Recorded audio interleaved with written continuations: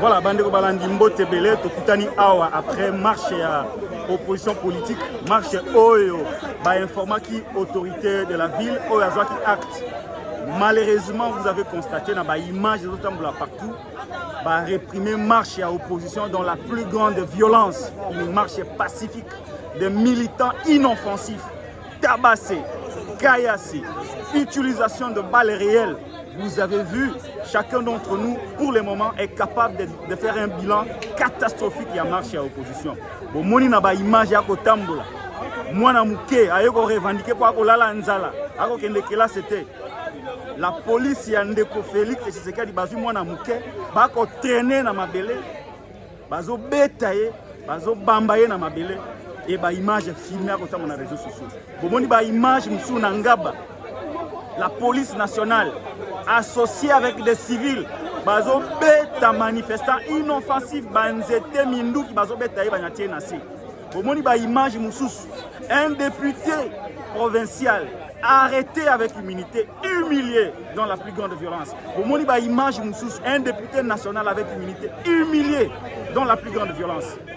Il a qu'ici que pouvoir à Félix Tshisekedi eza aux abois. Bomoni ndenge ba visé. Mutuka ya Moïse Katumbi Chapo, beti yango masasi, n'eût été la prudence. Ya ba garde andeko Moïse Katumbi o ba tchaki na se balale likolo, mais les sikawa tozali soutenir Moïse Katumbi Chapo. Mambi nyonso bomoni wana ezana ko démontrer clairement ko banga ya ndeko Félix Tshisekedi. Zoka ndeko Félix Tshisekedi banga kande boye. Je me pose bien la question de savoir. UDPS basali 38 ans en opposition pour na lelo doit aboutir à l'instauration d'un régime dictatorial. Bomoni Tendeko Félix Tshisekedi a longué des démocrates. Oyoya Bandai Kazali, Lelo a commis un dictateur. Un dictateur, on le combat avec les moyens démocratiques. Pour l'instant, le combat doit être réorienté dans le sens de combattre un homme qui a la posture d'un dictateur.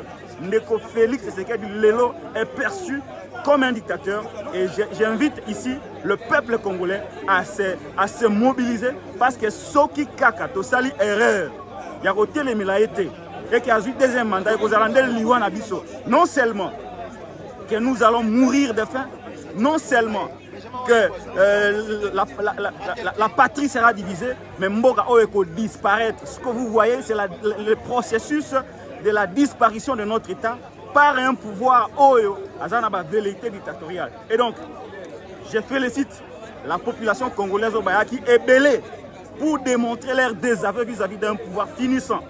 Et je félicite les leaders de l'opposition oyo peut maintenir cap na bango, c'est-à-dire après marche oyo jeudi prochain le 25 mai, il y aura un sit-in qui sera organisé devant la CENI pour que CENI ait la caporalisée et pas de Félix Tshisekedi.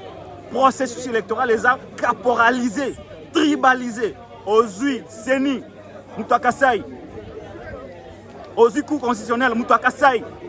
Kazade, Kamouleta, Batouakasai. Ozui, Moutou Asengeli, ko sécuriser le processus électoral. Moutakasai, Pitia Kazade. Ozui, Moutou financer l'élection, Moutakasai. Ozui, Banque centrale, Moutakasai. Ozui, Moutambora, Moutakasai. C'est ni caporalisé. Dans ce contexte, c'est ce qui t'ont dit que dans le contexte, ils ont le droit d'accompagner Félix Tshisekedi dans sa forfaiture. Et donc, c'est un téléma. Libéra Mboka na kobanga te. Mboka ba libéra na kobanga te. Ceux qui ont bangi, les lobby, nous allons tous disparaître.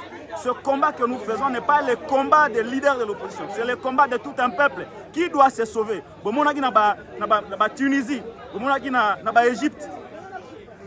Pour na likambo moko mutu moko kaka revendiquer moko mbetomboki mais biswawa courant ezate ma ezate banzela ezate sécurité ezate nyonso ezate donc moko ezali sous une partie du territoire national a été cédée à Kagame à Eliasi bolanda ki kutu lutundu la zoloba et à Sena M23 bazo Congo la bampako na mboka na biso et donc Félix a cédé les bango mboka comment bokondima toza envie toza mibali mutu moko boye oyo boye bi niveau na ye andima côté ka mboka pe biso tovandi.